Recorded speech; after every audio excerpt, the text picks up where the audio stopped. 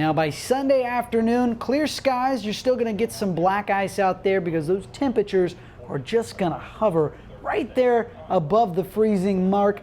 However, on Monday, we're back into the mid-50s until we cool down again by the end of next weekend. Looking at your 7-day forecast, your weekend is always in view.